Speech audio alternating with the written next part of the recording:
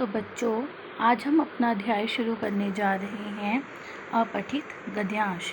उसके लिए आपका हार्दिक अभिनंदन है। तो आज हम समझेंगे कि अपठित गद्यांश क्या होता है। तो बेटा, पहले हम यह जानेंगे कि इसका अर्थ होता है जो पढ़ा नहीं गया, अर्थात जो हमारे पाठ्यक्रम से जुड़ा हुआ नहीं है और जो अचानक ही पढ़ने के लिए आपको दिया गया हो। इसमें गद्यांश से जुड़े विभिन्न प्रश्नों के उत्तर देने को कहा जाता है। इस प्रकार इस विषय में यह अपेक्षा की जाती है कि पाठक द्वारा दिए गए गद्यांश को ध्यानपूर्वक पढ़कर उससे संबंधित प्रश्नों के उत्तर उसी अनुच्छेद के आधार पर संक्षिप्त रूप में प्रस्तुत करें। प्रश्नों के उत्तर पाठक को अपनी भाषा शैली में देने होते हैं। अपठित गद्यांश के द्वारा पाठक की व्यक्तिगत योग्यता और अभिव्यक्ति की क्षमता का जो आकलन है वो किया जाता है। अपठित का कोई भी विशेष क्षेत्र नहीं होता। विज्ञान, कला, साहित्य, नागरिक शास्त्र या किसी भी विषय का उत्तर देने से मानसिक स्तर बढ़ता है और अभिव्यक्ति की क्षमता को बढ़ाता है।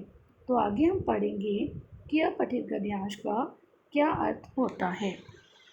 तो बेटा, इसके साथ साथ हमें कुछ इसके लिए ध्यान रखने योग्य बातें भी बताई गई हैं। तो पहला, अपठित का अर्थ होता है अ प्लस पठित, अर्थात जो पहले ना पढ़ा गया हो। दूसरा, पूरे गद्यांश को 2-3 बार ध्यान से पढ़ें तथा उसका आशय समझें। तीसरा, ध्यान से पढ़ने के बाद जिन प्रश्नों के उत्तर मिलते जाएं उन्हें रेखांकित करते जाएं। चौथा, प्रश्नों के उत्तर उस गद्यांश के आधार पर हल करें।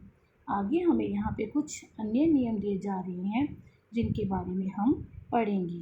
लेकिन एक ज़रूरी बात जो हमें यहाँ पे देखने को मिलती है कि कोई भी गद्यांश को करने से पहले बेटा आपको उसको 2-3 बार ध्यान से पढ़ना है ताकि आप उसको अच्छे से समझ सको कि उसमें क्या बात की जा रही है।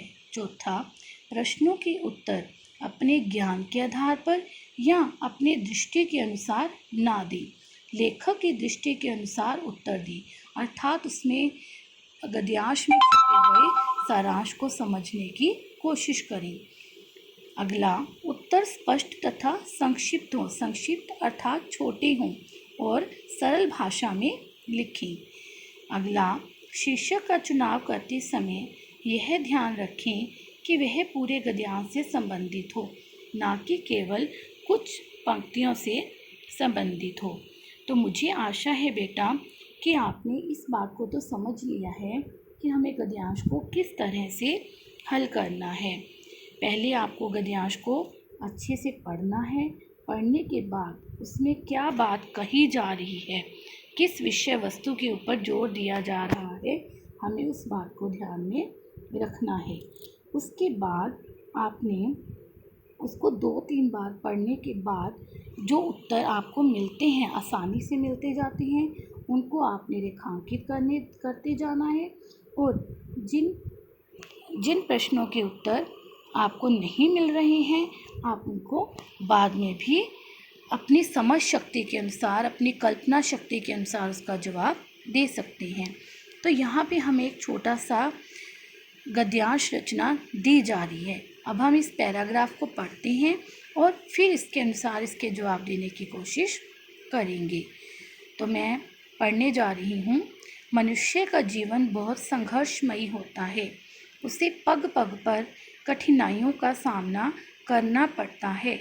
फिर भी ईश्वर के द्वारा जो मनुष्य रूपी वरदान की निर्मित इस पृथ्वी पर हुई है, मानो धरती का रूप ही बदल गया है। यह संसार कर्म करने वाले मनुष्यों के आधार पर ही टिका हुआ है। देवता भी उनसे ईर्ष्या करते हैं। मनुष्य अपने कर्म बल के कारण श्रेष्ठ है।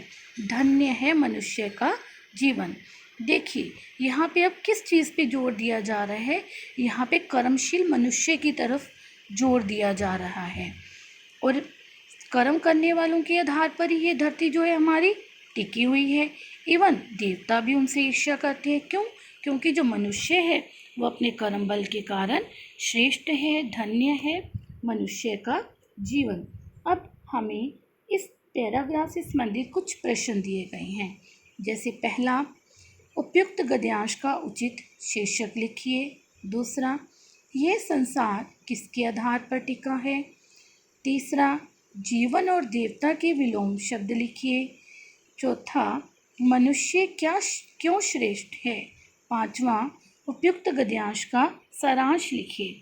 अब लेखक को उपर्युक्त गद्यांश के आधार पर जो प्रश्न लगे उन्होंने उसके उत्तर इस प्रकार दिए हैं। पहला, उपयुक्त गद्यांश का उचित शीर्षक क्या होगा। कर्मशील मनुष्य, अर्थात जो मनुष्य हमेशा कर्म करते रहते हैं।